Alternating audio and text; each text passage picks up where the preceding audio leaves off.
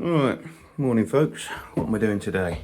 Right now, I've been tasked with, so there's like little bits of grout missing there, and some of it's discoloured there and discoloured.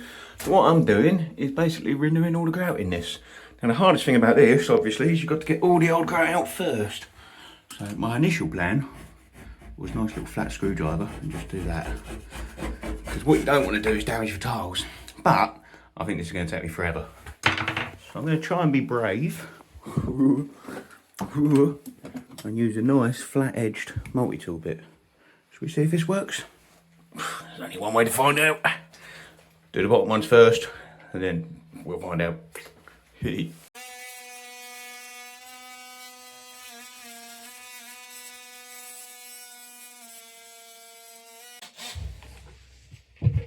keep this going, eh? Sitting in the shower, removing grouts. Oh, so as you can see, the multi-tool's actually doing a pretty good job, apart from right at the corners. Obviously I'm still going to have to do that. Still going to have to go over that by hand a bit. These little bits here, obviously, I'm not using the multi-tool on. One, because it's a bit delicate, and two, it's a plastic trim, so it's not going to, you know, you can just be a bit rougher with one of these and you're not going to chip the tiles. If you're not acting foolishly anyway. Now generally, basically I'm just doing this, wipe your edges. And what you'll discover here is how much you've damaged the tiles while trying to clean the grout. Now fortunately for me, I haven't damaged any. He says, what's that? Uh-oh. Okay, one little bit there, okay. So do I recommend using a multi-tool for this job? No, not at all. It's way too much, way too heavy. But fortunately, I am a bad boy with a multi-tool, so I got the job done okay. Now here you ask James, how do I know if I'm a bad boy with a multi-tool? If you've got white finger, like I do, at the age of 33, you're probably a bad boy with a multi-tool.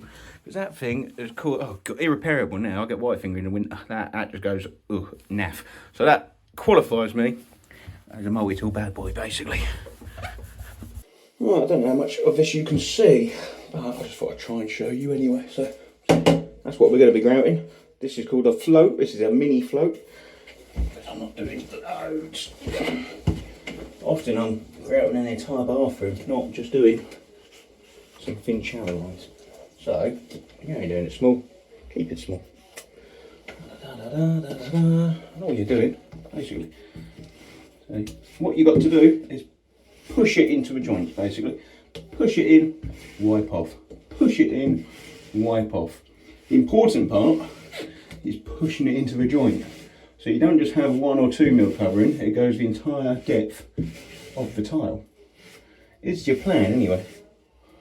Hoping this is the right colour grout. It's not the same as it was, but it might dry the same.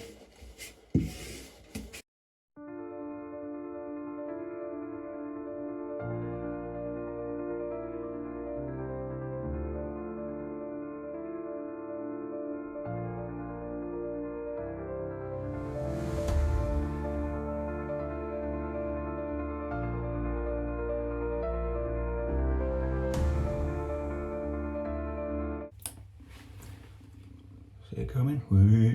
Okay.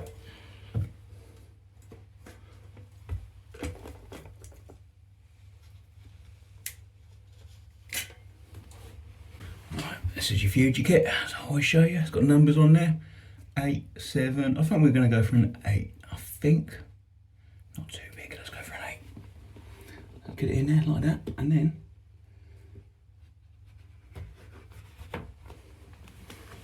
And this is probably why I'm never big on TikTok, Facebook or anything, because I forget to actually upload stuff. So, obviously I showed you the other day that all the removing, I've actually forgotten to film any of me putting the sealant on, but there you go. There we go, And what I did first was this morning, I put on that on the vertical, let that set a little bit, and then it's a lot easier when you do your corners. They're still not perfect, don't be wrong, but it's sealed and it's watertight. That's pretty good. That goes all the way along there. That's nice. Yeah, a little bit at the end there, whatever. That's my jasmine all the way up. And then our new fresh grout lines as well. They'll look quite nice. You can hardly see it, to be honest. Oh, look, there you go. It's lovely. And there you go. New shower sprayer on. Just need to get a new one of them. Do you know how hard it is to find one of them?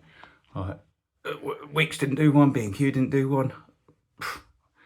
So there we go, folks.